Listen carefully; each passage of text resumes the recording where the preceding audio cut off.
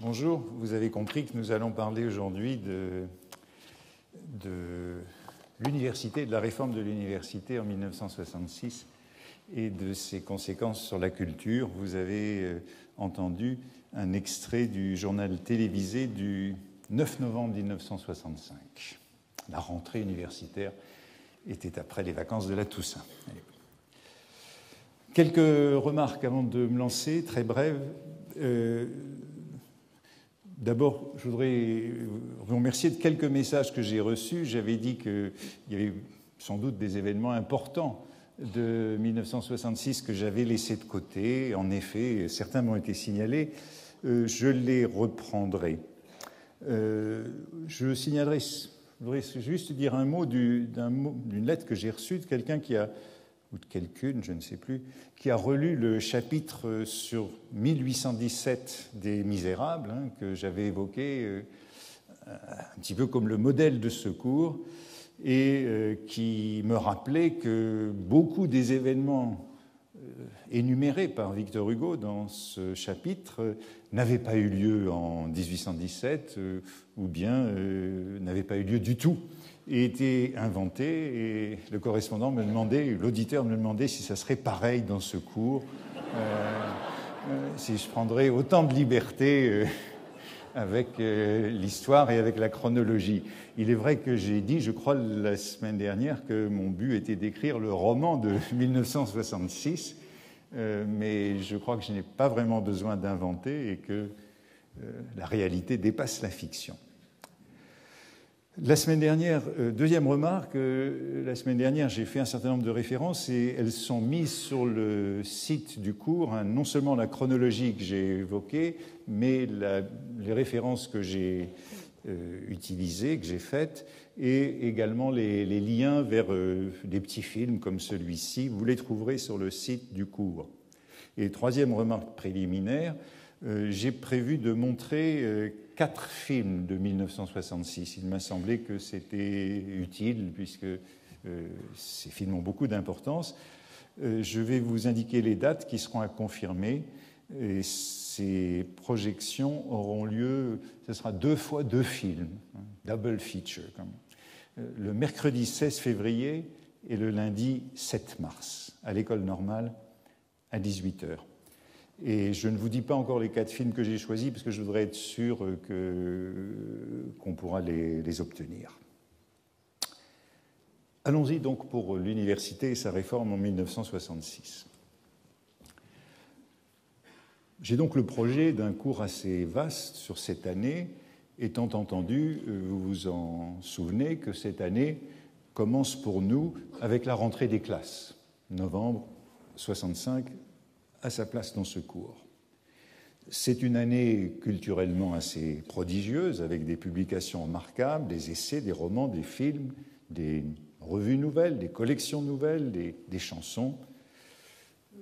Or, il me semble que ce boom ou cette bulle culturelle, je ne sais pas, qui mélange la haute culture et la culture de masse, est inséparable de l'émergence d'un nouveau public. Comment appeler ce nouveau public ? Peut-être de nouvelles couches intellectuelles. Et je fais référence ici à un livre publié en 1966 de Frédéric Bon et Michel-Antoine Burnier, qui sont des produits de cette génération de 1966. C'est un livre qui est intitulé « Les nouveaux intellectuels ». Et voici ce qu'ils disent, par exemple, dans leur chapitre sur l'université à propos des étudiants. Aucun groupe social n'a connu en France une croissance aussi forte. Leur nombre a presque doublé en 5 ans, donc depuis 1961. Les étudiants ont ainsi acquis un poids social et politique. Ils constituent, dans le domaine de la presse et du livre, une clientèle parfois déterminante. Pour une très large part, ils représentent à eux seuls un marché pour certaines collections de livres de poche. En 1972, ils seront presque aussi nombreux, 793 000, ce sont les prévisions du 5e plan, qui seront très largement dépassées, que les membres des professions libérales et cadres supérieurs de 1962. Si la majorité légale était ramenée à 18 ans, ce que Valéry Giscard d'Estaing fera en 1976, il formerait une masse électorale non négligeable, décisive en certaines circonstances. Nous nous trouvons entre, je l'ai rappelé la semaine dernière, entre l'élection présidentielle de décembre 1965 et les élections législatives de mars 1967, qui seront emportées de peu par la majorité, qui est un petit peu nerveuse durant cette période, car le général de Gaulle n'a pas eu les voix des jeunes, au-dessus de 21 ans, aux élections récentes. Les étudiants sont donc présentés comme un nouveau groupe ou une nouvelle couche sociale, surtout bien entendu qu'il ne faut pas raisonner en termes simplement de flux. C'est cette crise, cette explosion de l'université, mais bien sûr de stock. Comme on dit, les anciens étudiants rejoignent eux-mêmes, pour une large part d'entre eux, ces nouvelles couches intellectuelles. Et ils sont, nous disent Bon et Burnier, presque aussi nombreux que les cadres, catégorie que beaucoup d'entre eux vont rejoindre, et ils vont donc se joindre à ces nouvelles couches. Les étudiants, il faut aussi ajouter les étudiantes, car la féminisation de cette couche, je ne sais pas très bien comment les appeler, ce n'est pas une catégorie socio-professionnelle au sens de l'INSEE, puisque les étudiants sont classés dans les inactifs. Mais je n'ai pas envie de dire non plus un lectorat, puisque c'est un néologisme que je n'aime pas trop. Et puis, il y a le public du cinéma, de la chanson, etc. En tout cas, ils sont là, présents, très nombreux. Je vous ai recommandé de lire Blanche sous l'oubli d'Aragon, qui est un peu pour moi la chronique de cette année 65-66. Aragon avait beaucoup de nez. Son héroïne, dans le roman, Marie Noire, est une jeune fille de 1965-1966. C'est elle qui va voir Juliette des Esprits au Drugstore Saint-Germain. Je faisais référence à cela la semaine dernière, à l'ouverture de cette salle.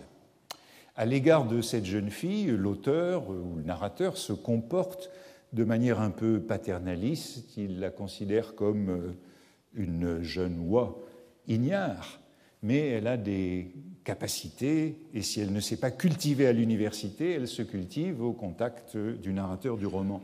Elle rêve, par exemple, de Périgueux. On ne sait pas très bien pourquoi. Ce Périgueux où elle n'avait jamais été, ou Pergour, comme écrit Froissart. Mais d'où Marie Noire connaît-elle si bien Froissart? Je ne vous ai pas dit qu'elle a fait des études. C'est sa mère qui voulait. D'ailleurs, ça l'intéressait, la Sorbonne. En ce temps-là, il y avait un type qu'elle rencontrait au cours. Comment s'appelle-t-il? Il lui disait « Tu oublieras mon nom », et puis ça y est, elle a oublié son nom. Marie Noire est une jeune fille de bonne famille, je crois qu'elle vient du 16e ou de Neuilly. Elle a fait des lettres, sans doute modernes, plutôt classiques. Inutile de dire qu'elle n'a jamais fini ses études, comme beaucoup des étudiants, la majorité, et qu'elle n'est pas allée jusqu'à la licence. Elle travaille dans les relations publiques. J'ai invité Antoine Prot, le grand historien de l'éducation, qui est l'auteur notamment de l'ouvrage de référence, l'histoire de l'enseignement supérieur en France, 1800-1967, livre publié en 1968. Il viendra, mais à la fin du séminaire, en mars, et il m'a dit qu'il envisageait de traiter un sujet plus précis, puisque ce serait l'occasion pour lui de dépouiller les papiers de Christian Fouché, le ministre de l'Éducation nationale, de 1962 à 1967, car ces papiers viennent d'être rendus disponibles aux archives nationales, si elles ne sont pas en grève. Fouché, c'est l'auteur de cette réforme de 1966, mais je crois que sans attendre Antoine Prot, il faut s'intéresser à ce moment, car il me paraît essentiel. On pourrait dire 1966, c'est le moment étudiant. Tout à l'heure, François Doss nous parlera du moment structuraliste, mais il me semble que le moment structuraliste est incompréhensible hors de ce contexte du moment étudiant et de la demande qu'il exerce. L'actualité universitaire est énorme en 1966. Cette réforme Fouché, c'est-à-dire Pierre Aigrin, qui était le directeur de l'enseignement supérieur, vous l'a rappelé, création des IUT, Institut universitaire de technologie, suppression de la propédeutique, il l'a mentionné, création d'un premier cycle spécialisé en 2 ans, et puis alternative de la licence et de la maîtrise. Georges Pompidou, présentant ses projets de réforme le 19 mai 1965 à l'Assemblée nationale, disait « Tout cela représente, et sur ce point, je me sépare moi aussi du ministre de l'Éducation nationale, au sens où l'opposition se séparait de lui et condamnait ce projet, je me sépare moi aussi, car tout cela représente une révolution, non pas une réforme. Révolution non seulement pédagogique, mais sociale, dans l'esprit du Premier ministre. Et il était censé y avoir des trains successifs de la réforme, puisqu'un autre objet important de cette actualité de 1966, c'est la seconde édition du colloque de Caen, en novembre 1966. Il y en avait eu un premier, célèbre, sur la recherche, avec Mendes France, en 1956. Le second étant organisé par André Lichnerowitz, mathématicien, père des mathématiques modernes, qui était professeur ici. Il y a donc une grande prolifération de livres, de revues, et voici en gros ce qui m'a servi, mais je le mettrai à votre disposition sur le site dès demain, de nombreux ouvrages autour de ces années, de nombreuses revues. 1966, c'est en un certain sens un tournant pour l'université française, un tournant qui probablement a été mal engagé et dont nous subissons encore les effets. Les universités ont été confrontées au choc démographique, elles ont couru derrière cette explosion de la démographie, toujours en retard, toujours à la traîne, et mon étonnement en lisant tous ces textes a été de constater combien les choses avaient peu changé, combien les problèmes étaient les mêmes aujourd'hui.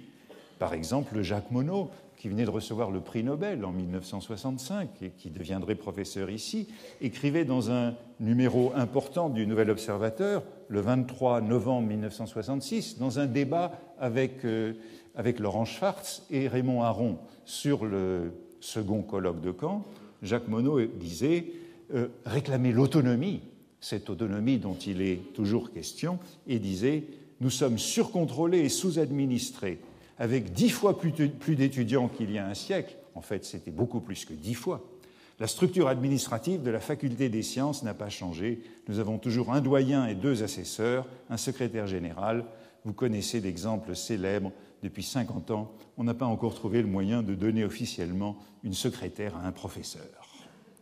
Je voudrais donc aborder 5 points et traiter des conséquences pour cette vie culturelle. Premier point, 1966, c'est donc le moment, le sommet de cette première démocratisation ou massification, le mot masse était employé dans le journal télévisé, de cette explosion incontrôlée de l'enseignement supérieur qui était très réduit jusque-là. On ne peut pas oublier que la proportion de bacheliers dans une classe d'âge était de 3% en 1939, à la veille de la guerre, et elle n'est encore que de 10% en 1960. On ne peut pas oublier non plus que le taux de succès au bac est de l'ordre de 60% environ dans ces années. Et l'année 1966 est même un trou, puisqu'on vient de supprimer le premier bac, c'est le nouveau bac Fouché, et le résultat, c'est qu'on pense qu'il faut se rattraper sur le second bac, qui est désormais le seul, et les résultats du bac de 1966, il y a plus de 50% de recalés. En 1966, les résultats du bac sont donc entre 15 et 17% d'une classe d'âge. Pensez qu'aujourd'hui, on est à 66%, avec un taux de succès de 86%. Dans le journal télévisé que vous avez entendu tout à l'heure, vous avez pu remarquer ces chiffres. 120 000 étudiants à Paris, 15 000 de plus qu'en 1964, c'est-à-dire pratiquement 15% en plus, 413 000 étudiants en France, dans les universités, sans compter tout le reste, soit 46 000 de plus, c'est-à-dire 12,5% en plus. Ce sont des chiffres considérables. Ce boom étudiant est préparé par la croissance de l'accès au second degré depuis la Libération. Les progrès de la scolarisation ne touchent plus le premier degré, qui en somme avait fait le plein dans l'entre-deux-guerres, mais largement le second degré, et d'autant plus que la scolarité obligatoire a été portée à 16 ans en 1959.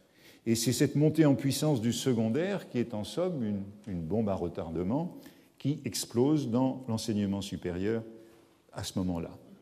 Pour qu'il y ait des étudiants, il faut qu'il y ait des professeurs, il faut qu'il y ait eu des professeurs, et je dois donc d'abord rapidement dire un mot du secondaire, de ce point de vue qui nous intéresse, c'est-à-dire de l'émergence d'un nouveau public, du groupe social de ces nouveaux intellectuels auxquels contribue largement le recrutement des maîtres du secondaire dans les années 50 et 60. Je rappelle rapidement quelques chiffres. Dans les lycées et collèges, il y avait 17 400 professeurs au lendemain de la guerre. En 1965, juste avant notre année, les chiffres sont pour l'ensemble du secondaire, qui comprend le technique, 67 200. L'augmentation a donc été considérable. Évidemment, aujourd'hui, c'est 356 000. Le recrutement dans le secondaire s'est fait avec beaucoup de peine dans les années 50 et 60. L'agrégation n'y suffisait plus. Avant-guerre, on recrutait 200 agrégés par an en France. On a créé le CAPES en 1950 et désormais, on recrute chaque année 2500 maîtres du secondaire agrégé et capétien. Ça ne suffit pas. On a créé également les IPES, recrutant au niveau de la propédeutique, cette fameuse propédeutique dont je parlerai, de futurs professeurs avec un traitement pendant leurs études. Mais le déficit reste considérable. Avec cette augmentation énorme du nombre des professeurs du secondaire, va manifestement un déclassement dans un corps moins nombreux, exerçant dans des conditions moins bonnes, qui entraîne une dévaluation des titres et une perte de considération du métier. On peut ajouter que c'est un métier qui est largement féminisé dans ces années-là et que, comme dans tout métier qui se féminise, il y a malheureusement un déclassement. En 1965-1966, on en est à 55% des reçus, agrégés et certifiés qui sont des femmes. Il me semble que, et je ne suis pas le seul à le penser, que le refuge de la position d'intellectuel, le refuge identitaire de la discipline et de la position intellectuelle a coïncidé avec ce déclassement. Premier élément donc important dans la constitution de cette nouvelle couche sociale. Deuxième élément, les bacheliers. Les bacheliers, ils sont, autour de ces années-là, ils sont de l'ordre de produits par le secondaire, ils donnent comme étudiants, vous avez entendu le chiffre, 413 000 dans les seules universités dans ces années-là, dans les 5 facultés, ce qui voilà un tableau qui nous donne les effectifs des étudiants et qui montre l'augmentation pour les 5 facultés, droit, sciences, lettres, médecine, pharmacie. Je ne sais pas si vous pouvez bien lire les chiffres. Les premiers chiffres prennent les dizaines d'années à partir de 1900, et puis il y a les chiffres par année à partir de 1960.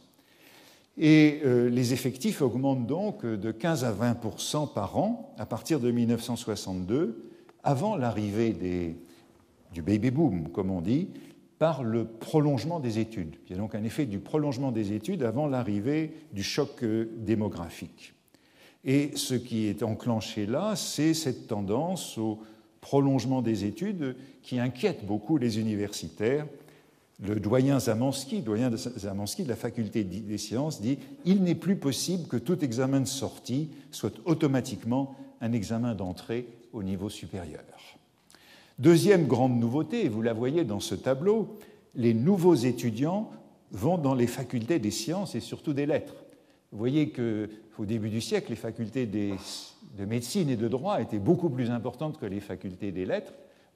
Et puis, à partir de l'avant-guerre, juste à l'avant-guerre, elles sont à peu près équilibrées. Mais vous voyez que la faculté de droit a été multipliée par 6, tandis que la faculté des sciences a été multipliée par 27, et la faculté des lettres pratiquement par 30, tandis que la faculté de médecine a été multipliée par 4, et celle de pharmacie seulement par 3. Avant-guerre, les fils de famille allaient en droit ou en médecine, qui étaient des écoles professionnelles pour les héritiers, disons, et les facultés de lettres et les facultés des sciences étaient elles aussi des facultés des écoles professionnelles qui formaient des professeurs exclusivement. En 1966, on en est déjà à plus des 2/3 des étudiants qui sont en faculté des sciences et des lettres. Il y a évidemment des constructions effrénées qui suivent ce mouvement. Elles ont été évoquées dans le journal télévisé.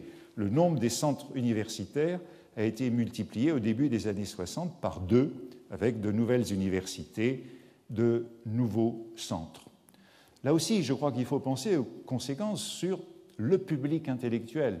Par exemple, dans le premier numéro de la quinzaine littéraire, je trouve cette publicité qui m'intéresse, publicité pour ces nouveaux intellectuels par GEP-CIC, c'est-à-dire le groupe d'études et d'entreprises parisiennes, chantiers industrialisés, qui se vantent de construire tous les nouveaux locaux. Et c'est l'entreprise qui construira 30 000 m² à Vincennes entre juillet et novembre 68 pour l'ouverture de la faculté, avant de faire faillite en 1971 parce que le ministère de l'Éducation nationale est un mauvais payeur. D'autres facultés sont ouvertes, vous l'avez entendu. Quant au personnel de l'enseignement supérieur, combien était-il en 1945-1946 ? 2090, tout l'enseignement supérieur. 11 000 en 1960, 25 000 en 1963. Dans l'année qui nous concerne, voici comment ça se répartit uniquement pour ce qui est les universités. 5 000 professeurs contre moins de 1 000 avant la guerre. Et quand on voit comment s'est construite la croissance du début des années 60, on voit que ces nouveaux corps qui ont été inventés sont largement ceux des maîtres assistants et assistants, tandis que le corps des professeurs et maîtres de conférences augmente peu. On peut bien sûr penser que certains établissements, ça fait partie du malthusianisme français, n'ont pas bougé du tout. Par exemple, le Collège de France. Il y avait 49 professeurs en 1940, à l'époque où il y avait 600 professeurs dans l'enseignement supérieur. Il y a toujours 49 professeurs, mais maintenant il y a 21 000 professeurs dans l'enseignement supérieur. Si on avait augmenté comme les autres, on serait 1700 ici. Vous voyez qu'un tournant a peut-être été raté, mais c'est bien le malthusianisme des institutions françaises. L'université est donc une institution très vite grandie en quelques années, au début des années 60, avec des problèmes de locaux, de pédagogie. C'est un moment manifestement de crise. Deuxième point que je voudrais aborder, c'est les décisions qui ont été prises pour essayer de maîtriser ce qui est en train de se passer. Le premier point, c'est la création de ces instituts universitaires de technologie dont il a été question. Le choc est extrême, mais en 1965, on croit à la planification. C'est la grande époque de la planification, et la solution de l'enseignement supérieur semble résider dans la prévision de l'emploi et de l'adaptation des formations aux emplois futurs. On croit à une corrélation entre formation et emploi dans le cadre de la préparation du 5e plan et de ce qu'on appelle la planification indicative, notamment en matière de prévision des relations entre formation et emploi. Et c'est à l'origine du 5e plan qu'on trouve une nomenclature qui est toujours en vigueur en France. C'est celle des niveaux de formation, du niveau 6, personnel occupant des emplois n'exigeant pas une formation allant au-delà de la scolarité obligatoire, jusqu'au niveau 1, personnel occupant des emplois exigeant une formation de niveau supérieur à celui de la maîtrise. Évidemment, comme on sait, on voudrait lier économie et éducation, mais c'est à peu près toujours voué à l'échec pour deux raisons. Premièrement, difficulté de prévoir les besoins futurs de qualification à moyen terme. Produire des travailleurs futurs, ça prend 10 à 15 ans. Et deuxièmement, l'orientation n'est jamais qu'indicative dans une démocratie. Et beaucoup semblent regretter les pays de l'Est, comme encore le doyen Zamansky qui dit « Je ne demande pas qu'on applique le système en vigueur dans la plupart des pays, en particulier ceux de l'Est, où on réussit à produire des ingénieurs. » Il y a donc une contradiction de deux demandes d'enseignement supérieur, celle de la société, de l'économie, et celle des familles, qui demandent une promotion sociale, une reconnaissance. Et c'est intéressant de voir comment ces finalités multiples de l'enseignement supérieur entrent en conflit en voyant les pourcentages de 65 réels entre les 5 facultés, les pourcentages que prévoyait le 5e plan et les pourcentages, j'ai comparé avec ce qu'on avait aujourd'hui. Les lettres qu'on cherchait à faire diminuer, en gros, sont à peu près au même niveau, mais vous voyez que c'est le droit qui a énormément augmenté et qui a quand même absorbé beaucoup des nouveaux étudiants. Quant aux sciences, eh bien, on n'a jamais réussi à obtenir en France les étudiants qu'on voudrait. On visait près de 40% des sciences. J'ai mis 21,5%, c'est les chiffres actuels, parce qu'on ajoute dans les sciences aujourd'hui en France l'éducation physique, les STAPS. Mais si on ne tient pas compte de la gymnastique, c'est seulement 19%. Et vous voyez que la médecine et la pharmacie sont restées dans les mêmes proportions. La plupart des plans d'éducation sont donc établis sans tenir compte des besoins finalement. En 1965, c'est le plein emploi. On peut être technicien, cadre, sans formation. La plupart le sont, mais il y a une volonté politique à ce moment-là qui est de limiter la croissance des universités, notamment des facultés de lettres, de développer des formations courtes, notamment techniques. Et ce plan Fouché, qui est décidé en 1964, au moment du choc, entré en vigueur en 1966, il table, vous l'avez vu, sur 793 000 étudiants en 1972. En réalité, il y en aura 850 000. Mais il a échoué dans la mesure où il prévoyait, c'était les IUT qui devaient former les cadres, il prévoyait en 1972 166 000 étudiants dans les IUT, donc ils étaient en bonne partie là. Vous savez peut-être qu'aujourd'hui, il n'y a toujours que 117 000 étudiants dans les IUT, et en 1972, ils étaient en réalité 43 000. Voilà le grand échec, et qui est aussi la raison du gonflement de ce qu'on peut appeler les nouveaux intellectuels, qui ne sont pas allés dans les IUT, puisque ces IUT n'ont pas été construits. Troisième point que je voudrais aborder, le second pilier de cette réforme, c'est la réforme de la licence. Décret du 22 juin 1966, arrêté du 22 juin et du 13 juillet. Je voudrais rappeler rapidement ce qu'était une licence jusque-là. La licence, elle date de, telle qu'on la connaît, en 1966, elle date de 1920. Quelle était-elle ? Qu'était-elle avant 1920 ? La licence, jusqu'en 1920, c'était un examen, comme le baccalauréat. On le passait en une fois, et c'était un examen peu différencié. Il y avait 4 licences autonomes seulement à partir de 1907, et il y avait un verrou dans ces 4 licences autonomes qui était la version latine. C'est donc depuis le décret du 20 septembre 1920, je parle surtout de la licence de lettres ici, qui est la réunion de 4 certificats. La notion de certificat date de ce moment-là, et ces certificats sont obligatoires pour obtenir une licence d'enseignement. En lettres, eh bien, c'est littérature française, études latines, études grecques et grammaire et philologie. Grammaire et philologie qui est la terreur et le barrage qui s'est substitué à la version latine, et les étudiants, peut-être y en a-t-il ici, se souviennent du manuel, du gros manuel de 700 pages sur lesquels tous les étudiants de lettres ont peiné, le traité de grammaire comparée des langues classiques d'Antoine Meillet et de Joseph Vandriès. Les nouvelles disciplines, les sciences humaines, ont eu beaucoup de mal à s'intégrer dans cette licence en 4 certificats. La licence de psychologie a été créée en 1948, sous l'influence d'Henri Pierron, qui était professeur ici, l'inventeur de l'orientation scolaire. Pourquoi elle a été créée si tôt? Parce que l'orientation scolaire avait été une victime de Vichy. La licence de sociologie, elle, a été créée en 1958 seulement, sous l'influence de Raymond Aron, et la licence de sciences économiques en 1960, en fac de droit, elle. La réforme de 1966 consiste donc à supprimer la propédeutique. Propédeutique qui avait été inventée en 1948 et qui était en somme une classe préparatoire d'1 an à l'université, un tronc commun pour tous les étudiants de lettres.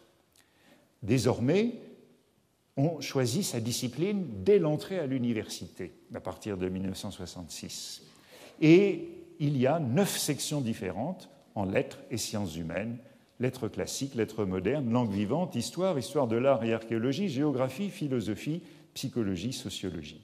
Il n'y a donc plus de formation de base commune. Puis le 2e cycle, 2 branches, licence vers l'enseignement secondaire, maîtrise vers la recherche. Formation de la masse des enseignants, on dirait aujourd'hui à bac plus 3, formation de l'élite, des enseignants du secondaire et des enseignants du supérieur et des chercheurs à la maîtrise, bac plus 4, avec une conséquence qu'avait bien prévue Raymond Aron, qui faisait du mauvais esprit: ceux qui n'auront que la licence seront des ratés de la maîtrise. On peut peut-être ajouter que Michel Foucault faisait partie de la commission de ces réformes, commission préparatoire de la réforme Fouché en 1965 pour la philosophie, avec Jules Vuillemin, qui était professeur au Collège de France et qui sera son présentateur quelques années plus tard. Et je signale ceci parce que ça interviendra dans la réception des mots et des choses un peu plus tard, en 1966. Si Foucault est accusé par un certain nombre de critiques au moment de la publication des mots et des choses d'être un homme de droite, c'est en raison de son association à la préparation de la réforme Fouché. Et ce n'est évidemment pas encore le Michel Foucault associé au gauchisme dans les années 1970. Un mot de la suppression de cette propédeutique, puisque au fond c'est un point qui est toujours contesté dans l'enseignement supérieur français, l'absence de première année généraliste pour l'ensemble des étudiants à l'université, alors que ceux qui vont dans les classes préparatoires reçoivent cet enseignement généraliste encore un certain temps. À l'université, on choisit depuis 1966 sa spécialité dès la première année de faculté. Les arguments qui jouaient en faveur de cette suppression, c'était bien sûr le coût de cette classe préparatoire pour les masses. Mais l'autre argument, c'était évidemment que c'était perçu comme une épreuve probatoire, une sorte d'examen d'entrée à l'université, un barrage et un barrage social. Tout le monde pouvait aller à l'université avec le bac, mais au bout d'1 an, il y avait un barrage. Et il y a une étude très intéressante qui est sur les étudiants de la propédeutique de 1962 à la Sorbonne. Ils étaient près de 7000 étudiants en propédeutique à la Sorbonne. Il y en a seulement 46% qui ont été admis en licence à la première année. Et sur ces 46%, il y en a 20% qui ont redoublé, mais très peu qui ont réussi, et 34% qui ont abandonné. Cette sélection, au terme de la propédeutique, est considérée comme un barrage social. La seule alternative qu'il existe dans l'année de propédeutique, c'est le choix de l'option classique ou de l'option moderne. Et on voit en effet que les résultats de l'option classique ou de l'option moderne suggère un barrage dans la lignée des travaux de Bourdieu qui serait un barrage fondé sur le capital culturel. La seule alternative est donc l'option classique ou moderne, et vous voyez que dans l'option classique, les résultats peuvent être de 73%, alors que dans l'option moderne, ils tombent à 37%. En France, dès qu'il y a ramification, il y a hiérarchie.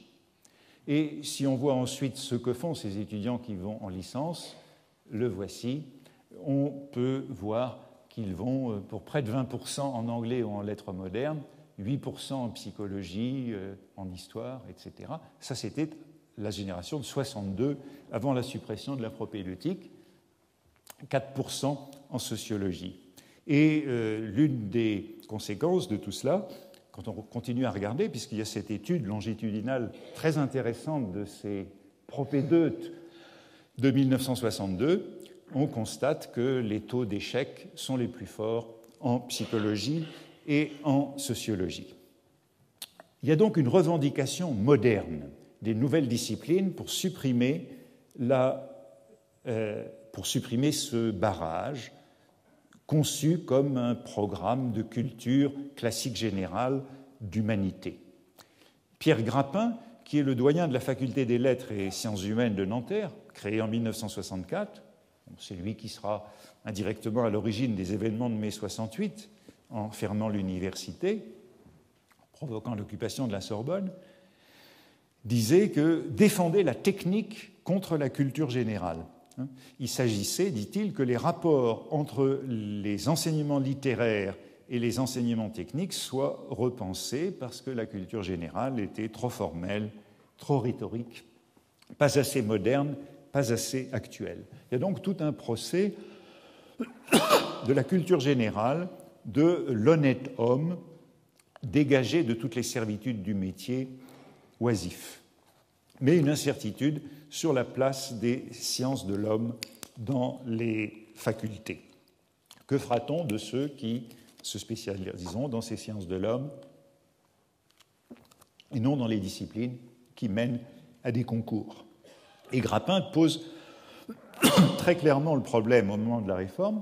Les facultés de lettres, des lettres et sciences humaines continueront à former des professeurs de l'enseignement secondaire, mais aussi, et dans une proportion croissante, c'est bien ce qui est arrivé, des diplômés pour le secteur tertiaire de l'économie nationale. L'université doit donc enseigner à d'autres métiers, d'autres spécialisations. Et mon point de vue sur le structuralisme, dont on reparlera tout à l'heure, et avec lequel j'ai un petit peu de désaccord avec François Doss, mais on verra si nos positions ont bougé, c'est qu'il me semble que le structuralisme a offert cette nouvelle formation théorique et méthodologique qui s'est substituée aux humanités. Il n'y a plus d'humanité pour tous dans les 2 premières années de faculté. Au moment de la disparition des humanités comme culture générale, c'est une culture méthodologique et critique qui a pris sa place, et le structuralisme a, me semble-t-il, pu être une méthode de substitution à ce qu'on trouvait comme humanité dans la propédeutique. 4e point que je voudrais aborder, c'est les réserves à l'égard de ce changement. Cette réforme, disait Raymond Aron, qui était le plus sévère, le plus mauvais esprit, n'avait rien de fondamental. Et il disait « Je considère que les réformes faites ne touchent pas aux vrais problèmes de l'université et à mon sens, l'essentiel reste à faire. » Pourquoi ça ne touche pas aux vrais problèmes? Premièrement, parce qu'on ne touche pas à l'accès à l'université, le bac. Et on trouve, ce n'est pas la peine de reprendre les arguments, ce sont les mêmes aujourd'hui. L'université a un mauvais rendement, dit le doyen Grappin de Nanterre.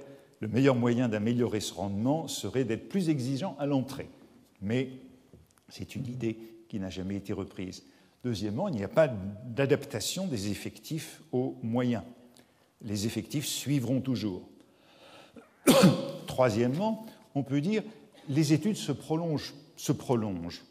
C'est Jérôme Monod qui dit dans le Nouvel Observateur « Recevoir un garçon, on pourrait aussi dire une fille, recevoir un garçon, c'est l'encourager implicitement à poursuivre jusqu'au doctorat.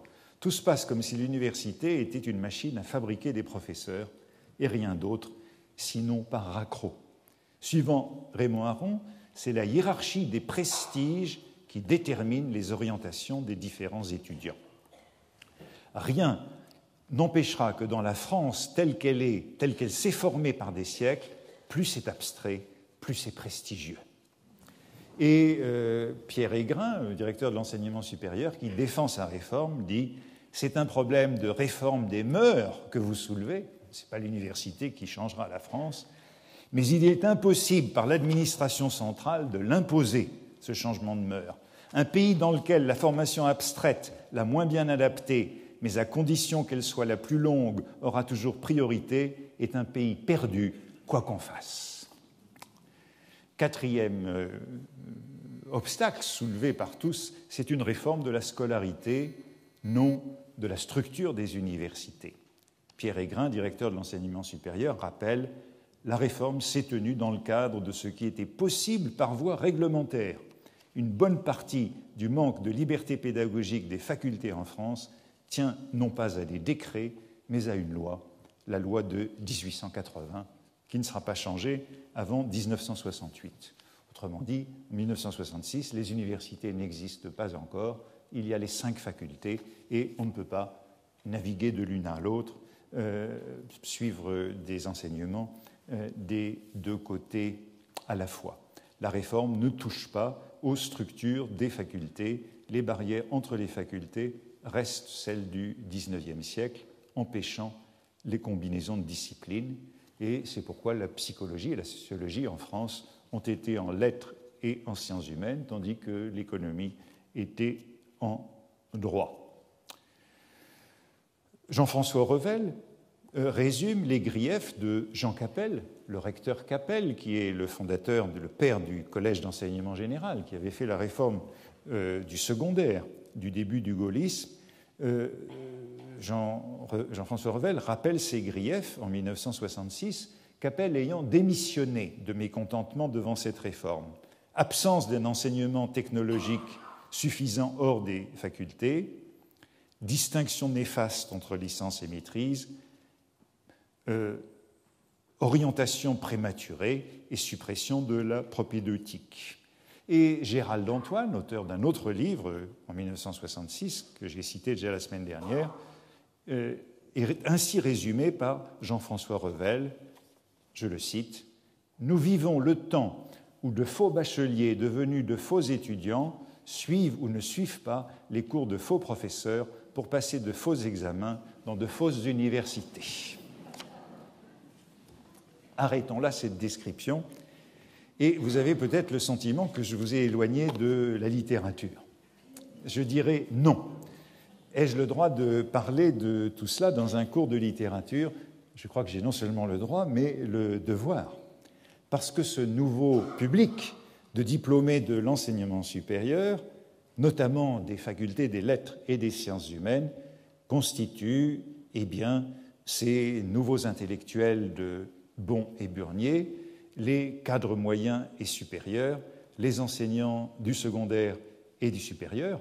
Et on peut toujours rappeler qu'en France, il y a une grande solidarité exceptionnelle entre le secondaire et le supérieur, qui n'existe pas dans les autres pays.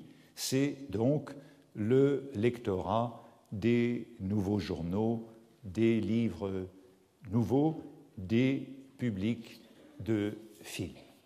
Eh bien, je me suis demandé, quand l'étudiant, ce nouvel étudiant, cet étudiant petit bourgeois, non pas héritier, quand entre-t-il en littérature, quand devient-il un personnage de roman, si vous voulez. Et jusqu'à avant-hier, j'étais resté assez perplexe. Il me semblait qu'il y avait une recherche à faire, une thèse à faire. Quel est l'équivalent, durant cette période, de l'éducation sentimentale, roman d'apprentissage où les étudiants sont des étudiants de droit. Vous avez vu les chiffres tout à l'heure. On est étudiant de droit jusqu'à ce moment-là, ou de médecine. Quand ce nouvel étudiant apparaît-il, quel est l'équivalent de l'éducation sentimentale du bachelier de Jules Vallès? C'est l'histoire d'un échec au baccalauréat et des suites d'un échec, ou peut-être du disciples de Paul Bourget, mais qui ne sont jamais des étudiants qui vont en faculté. Où nous parle-t-on de la vie étudiante, de ce nouveau public dans ces années-là? Il est beaucoup question d'étudiants, par exemple dans les romans de Simone de Beauvoir, des années 50, mais ce sont des normaliens, ce sont des élèves fonctionnaires. Ce n'est pas du tout ce qui est en train de se produire dans les années 60. Les nouveaux romanciers ne sont pas des étudiants, les hussards non plus, les telqueliens non plus.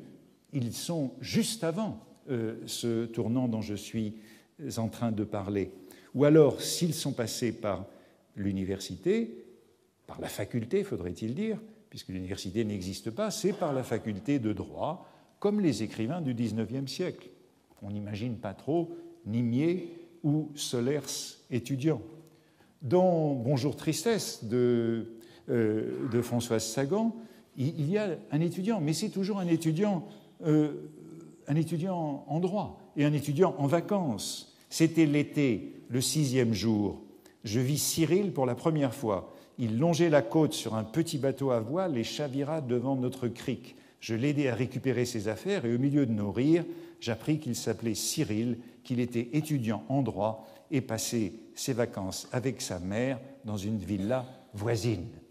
C'est l'étudiant en vacances, c'est l'étudiant bronzé, fils de famille, étudiant héritier, étudiant non boursier, non hipétien, non petit bourgeois aliéné. Je me suis donc dit qu'il fallait chercher plutôt du côté des étudiants en crise. L'université est en crise, les étudiants sont en crise, ces nouveaux étudiants sont souvent perdus dans l'université et dans les travaux que vous avez vus tout à l'heure dans les nouvelles du journal télévisé. Avec l'explosion de la démographie étudiante au début des années 60, il y a une explosion parallèle, concomitante, des troubles psychologiques en milieu étudiant. La face rose, c'est la vie étudiante, les loisirs. La face grise, c'est le BAPU, ce qu'on appelle le Bureau d'aide psychologique universitaire, dont les premiers ont ouvert à Paris. Le premier a ouvert à Paris en 1956 et les autres ont suivi dans les villes universitaires de province. Au BAPU, on traite, je cite, la dysrythmie inhérente au travail universitaire, l'irréalité de l'expérience étudiante, la condition étudiante. Les publications sur le malaise de la condition étudiante sont innombrables dans ces années-là, chez ces étudiants, justement, qui n'ont pas, comme dirait Bourdieu ou ses élèves, le capital culturel. L'étudiant est une catégorie nosographique du début des années 60, et on parle abondamment de ceux qu'on appelle les malades de l'université. Suivant les statistiques des psychologues universitaires du début des années 60, un étudiant sur 3 éprouve des difficultés d'ordre psychologique. Un étudiant sur 30 devrait être soigné. Un étudiant sur 300 devrait être interné. C'est-à-dire que dans chaque amphi, il y en a au moins un qui devrait être interné. Et Félix Guattari, dont les origines au début des années 60 sont celles de cette psychologie universitaire, écrit en 1964 « Le monde étudiant est marqué par des dimensions spécifiques d'aliénation. Le jeune qui, sujet ou non à des troubles mentaux, arrive à l'université a sa personnalité remodelée en fonction des traits pathogènes de l'ensemble du milieu. » Le milieu universitaire est donc pathogène pour les étudiants. S'ils sont fils de riches, dit Guattari, mais beaucoup plus s'ils sont fils de petits bourgeois ou de catégories défavorisées. Fils de riches ou non, dit Guattari, ils ont le statut d'être en marge. Et c'est une des revendications de l'UNEF qu'ils soient considérés comme des travailleurs. Le BAPU sera l'une des cibles privilégiées d'un des textes, là aussi j'ai envie de dire importants, mais je ne vais pas dire à chaque fois l'un des textes importants de 1966, il y en a beaucoup. C'est cette brochure publiée par les situationnistes de Strasbourg à la rentrée de 1966 de la misère en milieu étudiant, considérée sous ses aspects économiques, politiques, psychologiques sexuelle et notamment intellectuelle et de quelques moyens pour y remédier. C'est un texte dont je vous recommande la lecture si vous ne vous en souvenez pas. C'est un texte très intéressant dont la première phrase m'a toujours beaucoup plu, je vous la rappelle. « Nous pouvons affirmer sans grand risque de nous tromper que l'étudiant en France est, après le policier et le prêtre, l'être le plus universellement méprisé. » Et dans ce texte, dans cette brochure situationniste, il y a une tirade assez terrible contre l'aide psychologique. Je vous la lis. « Il est si bête, l'étudiant, et si malheureux qu'il va même jusqu'à se confier spontanément et en masse au contrôle parapolicier des psychiatres et psychologues mis en place à son usage par l'avant-garde de l'oppression moderne et donc applaudi par ses représentants qui voient naturellement dans ces bureaux d'aide psychologique universitaire une conquête indispensable et méritée. » Les représentants, ce sont les syndicats, l'UNEF. Avec le reste de la population, la camisole de force est nécessaire pour l'amener à comparaître devant le psychiatre dans sa forteresse asilaire. Avec l'étudiant, il suffit de faire savoir que des postes de contrôle avancés ont été ouverts dans le ghetto. Il s'y précipite au point qu'il est nécessaire de distribuer des numéros d'ordre. Voici cet étudiant nouveau. Cet étudiant nouveau que je me demandais si je n'allais pas retrouver dans la littérature. Et après avoir été vraiment perplexe, je me suis dit que le premier roman de l'étudiant, le premier roman de cette expérience étudiante, eh bien, il est juste avant notre année, un peu avant 66, mais il n'en est pas moins important. C'est, me semble-t-il, le premier roman de Le Clésio, Le procès-verbal. Le Clésio est né en 1940, il est lui-même un étudiant de ces nouvelles classes, étudiant de lettres du CLU, du Centre littéraire universitaire de Nice, l'un des derniers propédeutes, puisqu'il est entré à l'université avant 1966. Il a fait ses études à Nice et à Aix. Eh bien, son héros dans le procès-verbal, Adam Polo, il n'est jamais dit explicitement qu'il est étudiant, mais c'est clair à travers tout le livre, qui est présenté lui-même comme un sujet de dissertation. Voici, par exemple, cette lettre de sa mère qu'il trouve un jour à la poste restante. « Dis-nous ce que tu comptes faire, où tu veux travailler, comment tu te débrouilles, où tu as l'intention d'aller. » Ce sont ses parents qui ne sont pas allés à l'université. C'est ce fils qui est de la première génération de la faculté. J'ai vu dans les journaux qu'ils demandent des instituteurs en Afrique noire et en Algérie. Ce n'est pas tellement payé, mais ce pourrait être un début avant de faire autre chose. Il y a aussi des postes de lecteurs de français en Scandinavie et sûrement bien d'autres. Avec les diplômes que tu as, tu obtiendrais facilement une situation dans un de ces pays. On voit ici cette inquiétude, je le disais, des parents qui ne sont pas allés à l'université pour les nouveaux diplômés, avec les diplômes que tu as, dont ces diplômés ne savent que faire. Et bien sûr, à la fin du procès-verbal, le héros, Adam Polo, se retrouve enfermé dans un asile comme cet étudiant sur 300 qui a besoin d'une hospitalisation, et l'infirmière de l'asile lui annonce des visites.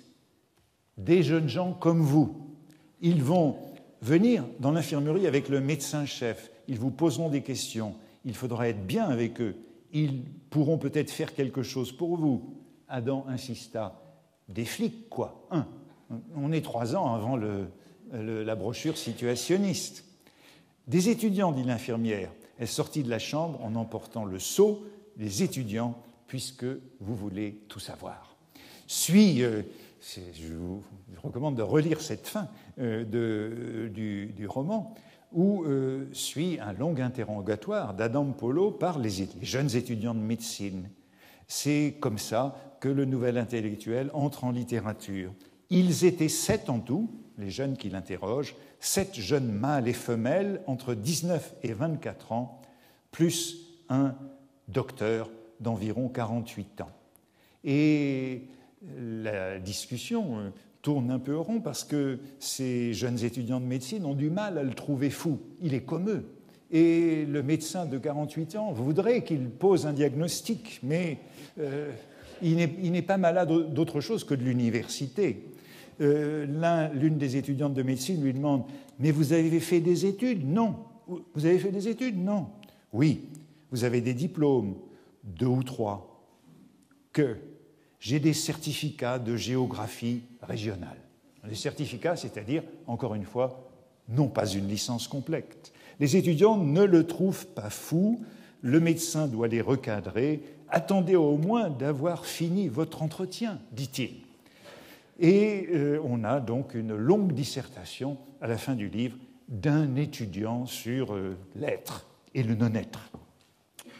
Autre roman auquel cela m'a fait penser, où l'on trouve, mais je n'ai plus beaucoup de minutes pour en parler, où l'on trouve ces nouveaux étudiants, eh bien, c'est justement le roman de l'année. C'est le roman de l'automne 1965, c'est Les choses de Pérec. Pérec est un tout petit peu plus âgé, mais son expérience est comparable. Pérec est un propédeute qui n'est jamais allé plus loin, qui, après la propédeutique, s'est inscrit en licence d'histoire, n'a jamais achevé sa licence d'histoire. Et ces deux héros des choses sont à peu près dans la même situation. Ils ont fait de médiocres études supérieures vite abandonnées. Dans l'épisode des choses où ils partiront enseigner en Tunisie, on découvrira ainsi que Sylvie, la jeune fille, avait 2 certificats de licence sur 4. Elle pourra donc enseigner dans un lycée à Sfax, tandis que Jérôme n'était que propédeute. Et il pourra donc devenir plus ou moins instituteur. Je saute vite sur ce que je voulais vous montrer. Voilà pourquoi ils ont renoncé à leurs études. Étudiant, la perspective d'une pauvre licence, d'un poste à Nogent-sur-Seine, à Château-Thierry ou à Étampes, et d'un salaire petit, les épouvanta, au point qu'à peine se furent-ils rencontrés, ils abandonnèrent, sans presque avoir besoin de se concerter, des études qu'ils n'avaient jamais vraiment commencées. Le désir de savoir ne les dévorait pas. Eh bien, les voilà, ces jeunes nouveaux intellectuels, et voici ce qu'en dit François Nourricier dans Le Nouvel Observateur.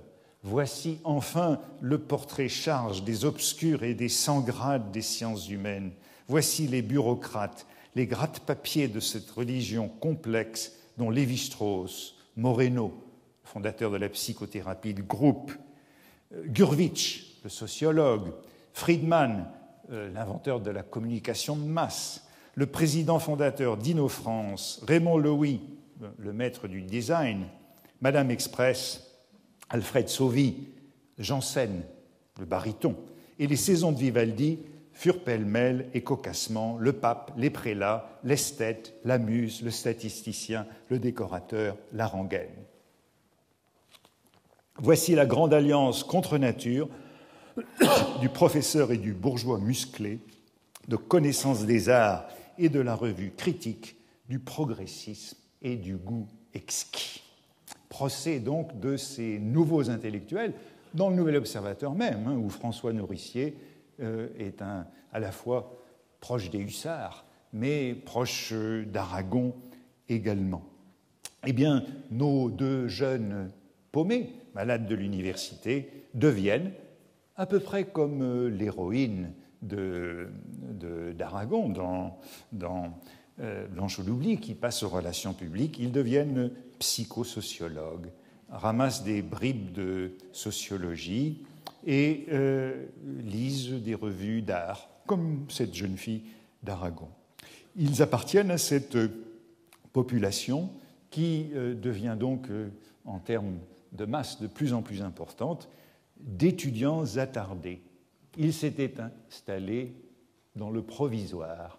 Ils travaillaient comme d'autres font leurs études. Ils choisissaient leurs horaires. Ils savaient flâner comme seuls les étudiants savent le faire. Ils étaient encore jeunes, mais le temps passait vite.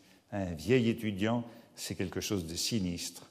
Un raté, un médiocre, c'est plus sinistre encore. Ils avaient peur. Arrêtons là.